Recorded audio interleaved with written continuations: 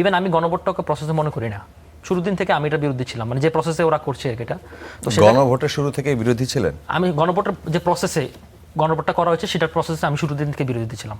আমি অন্তত পার্সোনালি ছিলাম, যেটা সঠিক প্রসেস সেই প্রসেসটা মেনটেন করে আমরা তখন গণভোটে যাই। এই প্রস্তাবটা কিন্তু তিনি দিয়েছিলেন, তো যখন এটা কিন্তু তখন ওনারা রাজি হননি। মানে তখন 3বার ভোট অনুষ্ঠিত হবে, এখনো কিন্তু আপনার লাগবে একবার জনগণ, এখন আরেকটা গণভোট আপনার লাগবে। তারা বারবার বলছে যে জুলাই সনদের প্রত্যেকটি অক্ষরে অক্ষরে তারা সমস্ত কিছু পালন করবেন। এখন জামায়াত এবং অন্যান্য দল তারা অভিযোগ করছে বিএনপি নির্বাচিত হওয়ার পর নিজেদের অবস্থান বদলে ফেলেছে এবং তারা জুলাই সনদের ভুল ব্যাখ্যা দিচ্ছে। সরকার ও বিরোধী দলগুলোর মধ্যে এই যে আস্থার সংকট, এইটা দূর করতে সরকার কি কোনো পদক্ষেপ নিবে? আর আরেকটা প্রশ্ন হচ্ছে যে জামাত বলছে যে বিএনপি 31 দফার প্রথম দফা ভঙ্গ করেছে। বিএনপি সরকার কি এই অভিযোগকে পুরোপুরি উড়িয়ে দিতে পারবে? বিএনপি কি তাদের যে 31 দফা সেই দফা বাস্তবায়ন করছে? যে আপনাকে ধন্যবাদ, আমার সমালোচক এবং দর্শকদেরকে সালাম এবং শুভেচ্ছা। দেখুন, এখানে অনেকগুলা কন্ট্রোভার্সিয়াল ইস্যু এবং এই ইস্যুগুলো যে দাঁড়াচ্ছে এগুলোর মধ্যে আপনি যেটা বলছিলেন যে ট্রাস্টের একটা বিশাল ঘাটতি রয়েছে, তো সেই ট্রাস্টটা আসলে আমি মনে করি যে ট্রাস্টটা এখন থেকে না। ধরেন যে জুলাই সনদটা স্বাক্ষরিত হয়েছিল, সেই জুলাই সনদটা স্বাক্ষরিত হওয়ার পরে 13 নভেম্বর 2025 সেখানে আপনি যে জুলাই সনদ বাস্তবায়ন যে অধ্যাদেশটা দিলেন, তো সেখানে আপনি ধরেন নোট অফ ডিসেন্ট থাকবে না, সেখানে অনেক কিছু থাকবে না। তো সেটাই তো আমি মনে করি যে সবার আগে সেটা প্রতারণার দলিল। সে আনলাকি 13 তো আপনি মানে আনলাকি জুলাই সনদ করে ফেললেন। তো এখন ব্যাপারটা হচ্ছে কি, ধরেন যে জুলাই তখন কিন্তু প্রশ্নটা আসছিল যে সংবিধান বিষয়ে কোনো অধ্যাদেশ কি রাষ্ট্রপতি জারি করতে পারেন কিনা। কারণ আইনের ব্যাপারগুলো হচ্ছে, ধরেন আপনি 24-এর পরবর্তী সময়ে হঠাৎ করে কিন্তু আমরা নাজিল হই নাই। তো আমাদের কিন্তু পুরাতনে যে ধারাটা, সেই ধারাটা একটা কন্টিনিউশন রাখতে হবে, একটা মিনিমাম প্রসেসের মধ্যে যেতে হবে। তো আমি মনে করি যে এখানে ইভেন আমি গণভোটটাকে প্রসেসে মনে করি না। শুরুর দিন থেকে আমি এটা বিরোধী ছিলাম, মানে যে প্রসেসে ওরা করছে এটা।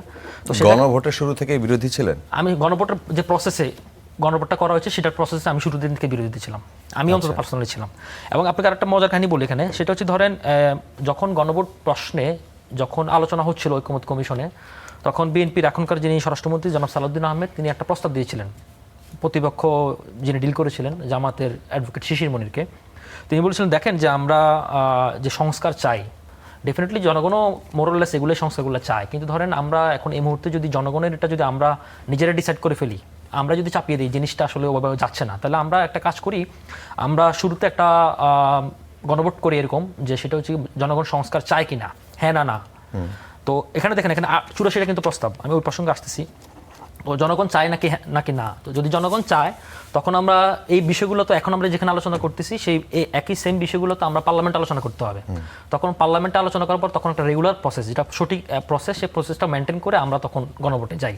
এই প্রস্তাবটা কিন্তু তিনি দিয়েছিলেন, তো যখন এটা কিন্তু তখন ওনারা রাজি হননি। মানে তখন 3বার ভোট অনুষ্ঠিত হবে, এখনো কিন্তু আপনার লাগবে, একবার জনগণ, এখন আরেকটা গণভোট আপনার লাগবে। আমি আসতেছি এই প্রসঙ্গে কেন লাগবে। তো তখন হচ্ছে ধরেন তখন কিন্তু রাজি হয়নি, কিন্তু যখন ওই সংবিধান সংস্কার কমিশনে যখন বিএনপি শপথ নেয়নি, তখন কিন্তু আবার মোরাললেস ওই টোনেই তখন শিশির মনিরা কথা বলা শুরু করছিলেন। কারণ কি আপনাকে বলেন না, এই গণভোট কি বিএনপির প্রস্তাবনা ছিল না? গণভোট তো না, যেটা হলো এটা বিএনপির একটা প্রস্তাবনা ছিল না? এটা তো ঐকমত্য কমিশনে চাপিয়ে দিল গণভোট করতে হবে এই বিষয়গুলো। কেন লাগবে এটা? কারণ হচ্ছে ধরেন এখানে যে 84টা, আপনি আমার পয়েন্টটা বোঝেন, এখানে 84টা টোটাল সংস্কার প্রস্তাব, তার মধ্যে 36টা হচ্ছে কি এক্সিকিউটিভ, যে 36টাতে মানে কোনো গণভোটের প্রয়োজন নেই। মূলত হচ্ছে ধরেন 48টা যে মানে সংবিধান রিলেটেড, এগুলোতে মূলত গণভোট লাগবে। কারণ সংবিধান আপনি চেঞ্জ করতে হলে আপনার 2/3 গণভোট হওয়ার পরে গণভোট লাগবে, কারণ মৌলিক বিষয় রয়েছে এখানে অনেক কিছু। তো এই 48টার মধ্যে 30টার মধ্যে কারো কোনো দ্বিমত নাই। এই 18টার মধ্যে মোট ঝামেলাটা নোট অফ ডিসেন্ট গুলা। তখন এই নোট অফ ডিসেন্ট গুলা এক পক্ষ বলছে যে গণভোটে গেলে নোট অফ ডিসেন্ট থাকবে না, আরেক বছর থাকবে, তাহলে আমরা একটা গণভোটে দিই। কিন্তু শুরুর দিন থেকে ইভেন শুধু তাই না, স্বাধীন মালিক সহকার আরো অন্যান্য যারা বিজ্ঞ, যারা সংবিধান বিশেষজ্ঞ, তারাও একই কথা বলেছেন যে আমরা একটা প্রসেস মেনটেন করে যাই। কারণ যেখানে আপনার পার্লামেন্ট নাই, সেখানে আপনি কনস্টিটিউশন স্থগিত করেন নাই, তাহলে আপনি গণভোট কোন প্রসেসে যাবেন? তো সুতরাং এই প্রসেসে কিন্তু শুরুর দিন যাবেন, আমরা সেই প্রসেসটা শুরুর দিন থেকে বিরোধী করে আসছিলাম, কারণ এই বিরোধী কন্ট্রোভার্সি তৈরি হবে, এখন তৈরি হচ্ছে।